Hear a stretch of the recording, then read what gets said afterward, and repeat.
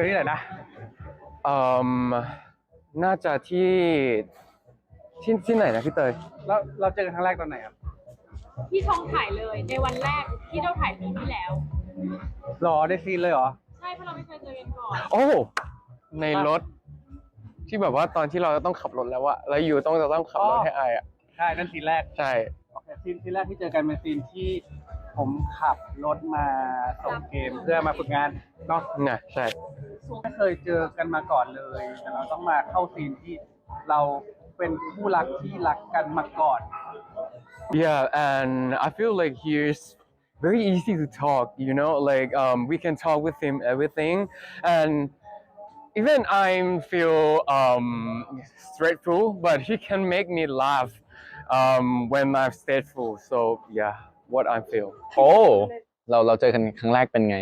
เราเจอกันครั้งแรกที่ไหนที่ จำไม่ได้ใช่เราอยู่ในฟิล์มไหมที่เราเจอกันครั้งแรกเราเจอกันที่ well the first time I've met Folk I'm very quiet he's very quiet we didn't really speak to each other a lot but then when we were filming Love with Benefits we had more interactions and we became good friends yeah ตอนเจอครั้งแรกอะแบบเราอะผมเป็นคนที่โอเคชอบให้คนอื่นยิ้มแหละแต่จะมีปัญหาตรงที่เข้าหาคนไม่เก่ง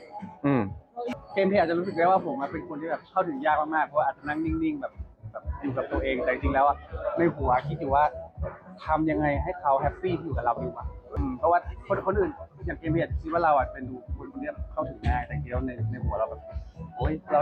กลัวเขาไม่ประทับใจในตัวเราแบบในการที่เราเจอครั้งแรกอะไรอย่างเงี้ยแต่พอได้แบบทำงานด้วยกันจริงๆมันทำให้รู้สึกว่าแล้วยิ่งซีนที่เราต้องเข้ามันต้องแบบดูแบบรักกันและเป็นอดีตที่คนรักอดีตคนที่เคยรักกันเนาะมันทำให้แบบการที่เราเหมือนทำเป็นทางลัดให้เราซีนกันได้เร็วขึ้นมันเลยรู้สึกว่า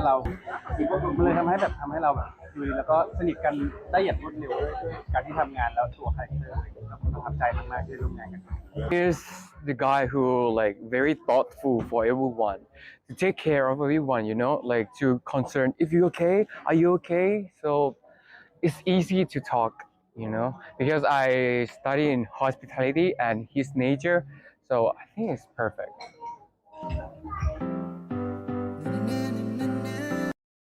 ความซื่อสัตย์กับความรู้สึกตัวเองเราสามารถแบบซื่อสัตย์ทั้งความรู้สึกตัวเองและซื่อสัตย์กับความรู้สึกที่เรามีต่อคนอื่นได้ก็รู้สึกว่าเราก็สามารถเป็นนักแสดงที่ดีได้เพราะว่าเราต้องแสดงเป็นคนหนึ่งแต่ถ้าเราแบบยังขาดว่าเป็นเราไม่ทำนะแต่จริงๆแล้วอ่ะก็ไม่ใช่เป็นเรานี่มันเป็นบทเราต้องซื่อสัตย์กับสิ่งที่ตัวบทเขาว่ามาว่าเราทำแบบนี้เขาทำแบบนี้เพราะแบบนี้เราแค่เป็นแค่สื่อกลางที่ก็หนึ่งเลยก็ต้องมีความรับผิดชอบเนาะแล้วก็ตรงต่อเวลาก็คือแบบต้องทำการบ้านมาก่อนเพื่อที่จะไม่ให้คนอื่นเขาแบบว่าเดือดร้อนต้องมารออะไรอย่างเงี้ยครับถ้าแบบคิดว่าอันนี้มันคือแบบพื้นฐานที่แบบทุกคนควรจะต้องมีครับ Okay, for me, the good actor is to believe. To believe. If you believe it, doesn't matter if you're not good in acting, if you're not good in saying, or you can't remember the script. But if you believe that you are that character, everything is gonna be perfect and good because you can improvise by personality of that character. So that is the very important for the actor. Yeah. And for me it's I guess empathy, the ability to understand the character and to show it in front of the camera, and of course responsibilities just like Folk,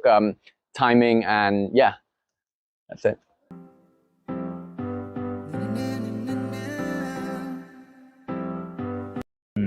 มันก็เป็นเรื่องที่พูดยากนะเพราะว่าเหมื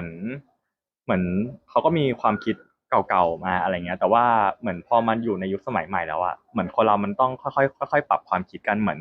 ตอนแรกๆคุณปู่เขาก็ไม่ยอมรับหรอกพอหลังๆเขาได้รู้เขาได้ว่าคนเราก็คือทุกคนเป็นมนุษย์เท่ากันนะทุกคนมีความรักได้เขาก็แบบทำความเข้าใจได้แล้วสุดท้ายมันก็ออกมาได้ดี Same for me. Yeah, same for me. Yeah. I'm gonna say islands around Thailand. There's Got Samui, Got Tao. If you like the beach, definitely go there. For in Thailand, I would rather invite you to my garden because I like pushing myself so hard to build my garden to be beautiful and a lot of flowers. And you know the flower is so smells so good. The rose that I just buy to plant it, every rose have smell. So I want you to invite you to there a lot. And you know what? Every time when guests come into my house, I'm gonna pick some flowers for them to like put in the car, put in the closet or whatever. So I like to do that. Yeah. แล้วเนี่ยครับคือแพชชั่นของเขา ถ้าไปดูสตอรี่ผมตัวเนี้ยจะมีรูปที่เรากำลังนั่งอยู่บนโต๊ะอาหารตอนเช้าวันนี้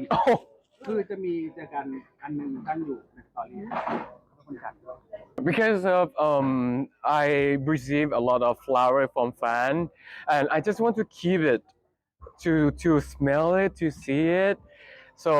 I just bring the jar and water and then put all the flowers to be fresh and everyone can see it so and smell it. So yeah. อืมที่ไทยใช่ไหม เอาจริงถ้าชาวต่างชาติก็ชอบไปแบบในย่านที่แบบย่านในพระนครเนาะที่แบบว่าที่แบบวัดพระแก้วอะไรพวกเนี้ยแต่ว่าเอาจริงอันเนี้ยทุกคนแบบน่าจะไปมาหมดแล้วแหละ ถ้าให้แนะนำเหรอ เอาแนะนำแบบในเมืองแบบในย่านพระนครดีกว่า โอเคได้ เดินแบบเดินไปเรื่อยคือแบบทั้งวันก็คือแบบเต็มอิ่มแล้ว ครับผมก็น่าจะ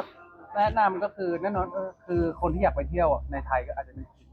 กรุงเทพหรือเป็นเมืองหลวงแต่ผมคงแนะนำว่าเชียงใหม่ครับเพราะว่าเป็นที่ผมได้ใช้เวลากับมัน แม้ว่าอาจจะไม่ยาวมากแต่เป็นช่วงเวลาที่ผมได้เติบโตด้วยกัน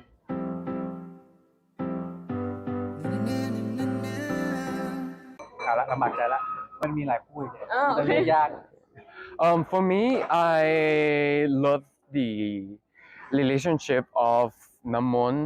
Om, and D because of the way they love each other, but they have a consequence that they have to take apart because of he have to be the actor and the one is waiting for him to have a more time. So I think this is the problem that many people might met this problem. So I think this one is because Om have their reason, D have their reason. So I think both of their reason is something that we might thinking, and I think this relationship is touch a lot of people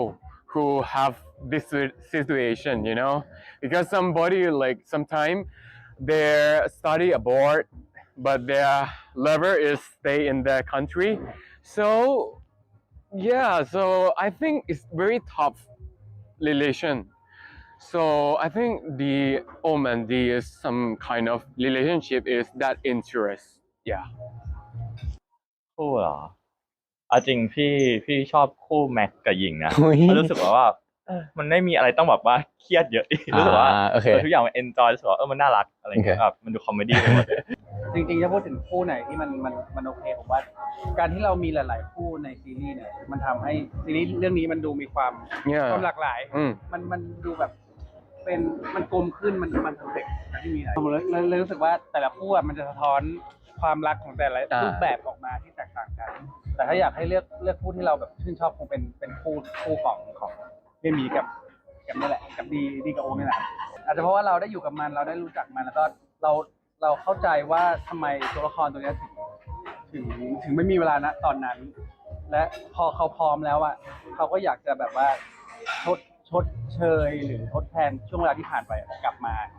แล้วเราพร้อมแล้วที่ดูแลเขาผมไม่เคยเกลียดตัวละครตัวนี้เลย And for me, it's really hard to choose because the concept of love doesn't have any genders. So you can be anyone, you can love anyone. So I like everyone as a whole.